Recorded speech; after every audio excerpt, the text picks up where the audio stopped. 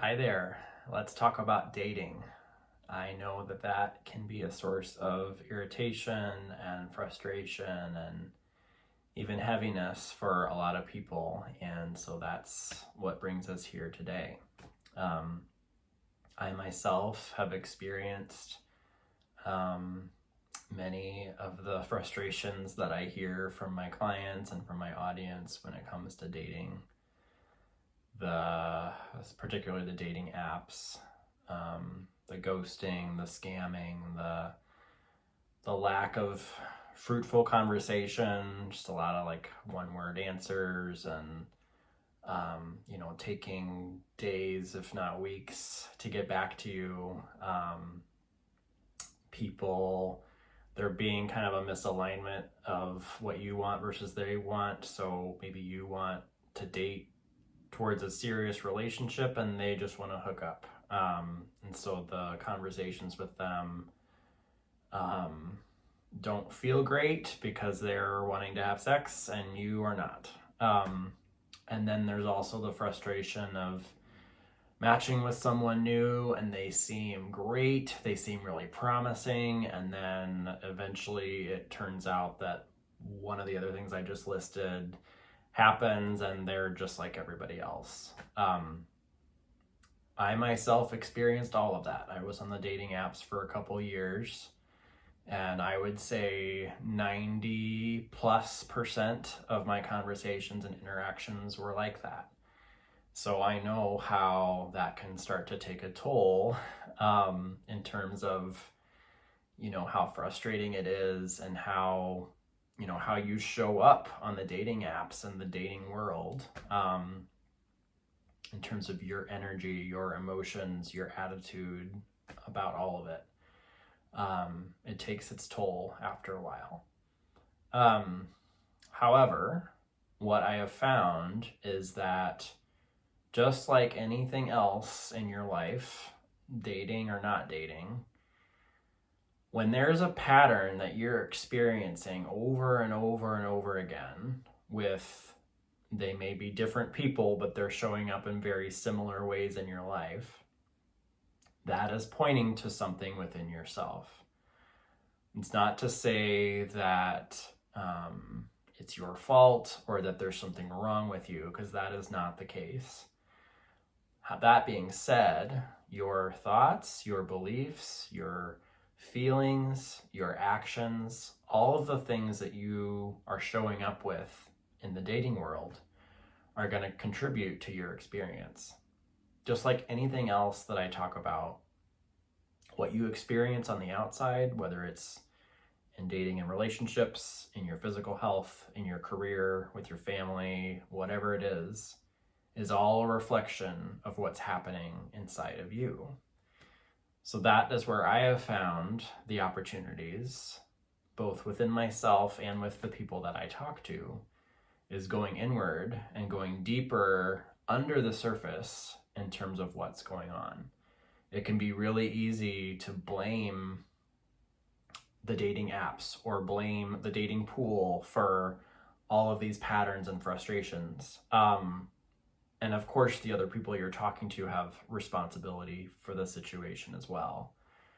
But ultimately, your experience is up to you. You create your own experience by how you show up with your thoughts, your feelings, your behaviors.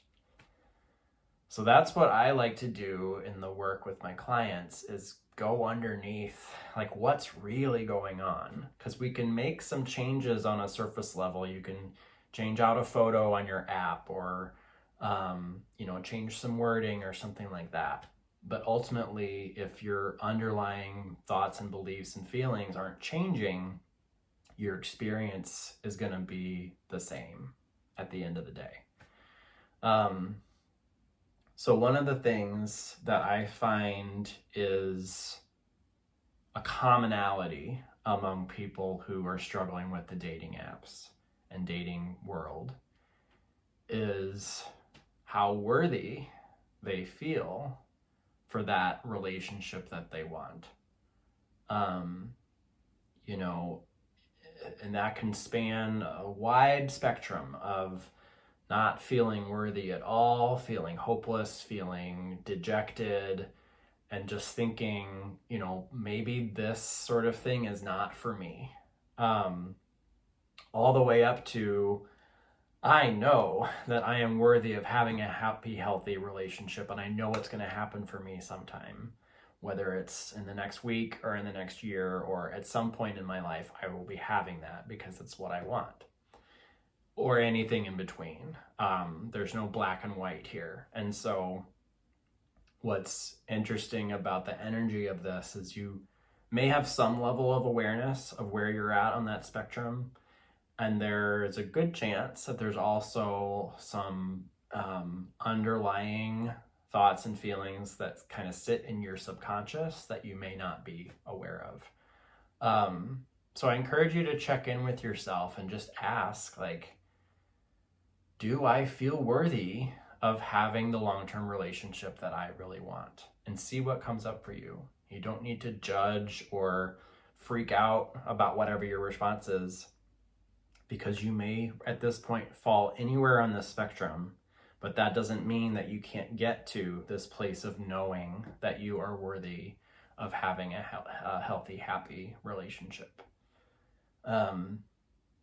The other piece that I see is very common, particularly among men, is the ability and the willingness to show up with an open heart. Men in particular have a hard time opening their heart because we are taught to be strong and close ourselves off emotionally. And I see a lot of men, my old self included, trying to navigate the dating world and relationships with your head versus your heart. We find a lot of success in our careers and in other places in our lives where logic and analysis and thinking get us really far. And so we try to apply those same ways of being into dating and romance, and we don't understand why it's not working. But trying to overthink and anticipate how someone's feeling and trying to figure out what you need to do, there's an opportunity to let go of a lot of that and drop down from your head and into your heart. And that's not something that can come easily for a lot of people. We've been conditioned and taught to close ourselves off as a way to protect ourselves. So being vulnerable can be scary. And by vulnerable, I don't just mean expressing your weaknesses and your challenges and sadness and anger and things like that. But vulnerability is also showing up with joy and a smile on your face and, willing to be physically affectionate, wanting that, all of those things, going for what you really want. That can be vulnerable as well.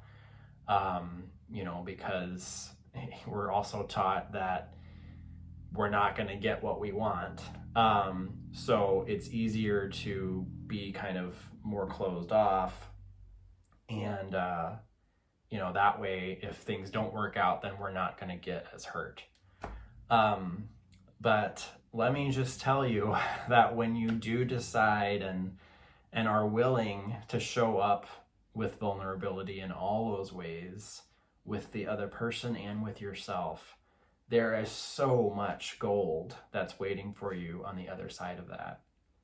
It's possible you will get rejected. It's possible that people will think you're weird or they get uncomfortable around you or whatever it is.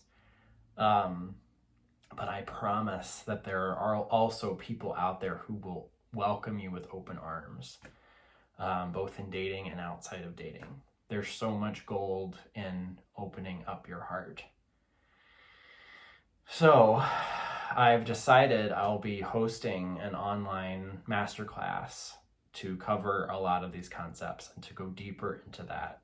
If that's something that you would like to join, shoot me a message and let me know. It's $33. It'll be on Zoom, 60 to 90 minutes. If you pay and you're unable to make it to the class live, the replay will be available. And I'm really excited to go into these concepts on a deeper level, because what I've seen is that it's so easy to kind of try and attack these things with your head and kind of on a surface level. And there can be some discomfort and some fear in going deeper into, okay, what's really going on here that's causing your experience with dating.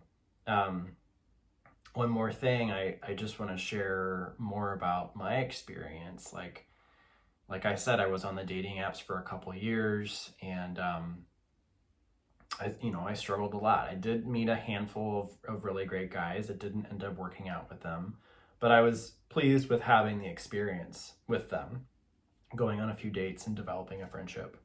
But I did attract and co-create a relationship with my partner, Tyler, who we've been together for 1.5 years now, and we met on Tinder.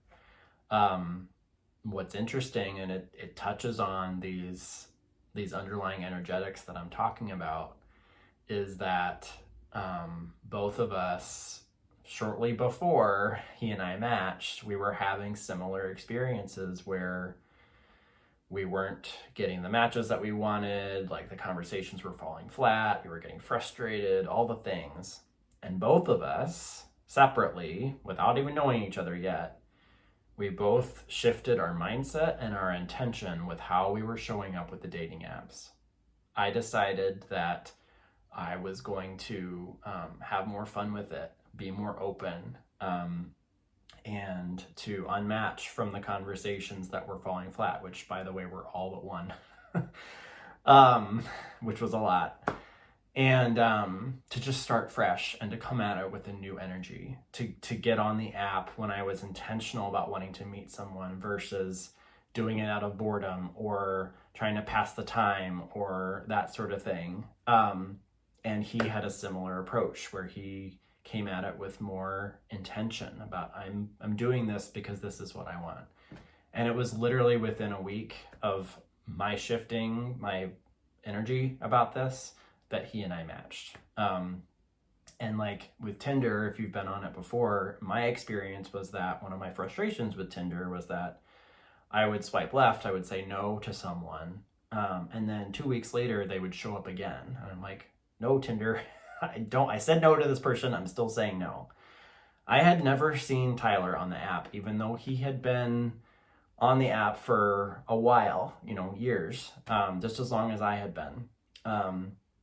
And so, of course, we could look at the analytics of the algorithm and stuff like that. But that to me is no coincidence. It's not a algorithmic thing that was happening there. It was an energetic thing for both of us to go deeper within ourselves, get more in tune with what we wanted, and then lo and behold, it happened for both of us. So that's the kind of story that I want more people to experience. And that's why I would love to help. So join me for my online masterclass, date TBD. It's $33, 60 to 90 minutes on Zoom. I would love to see you there, and we'll talk soon.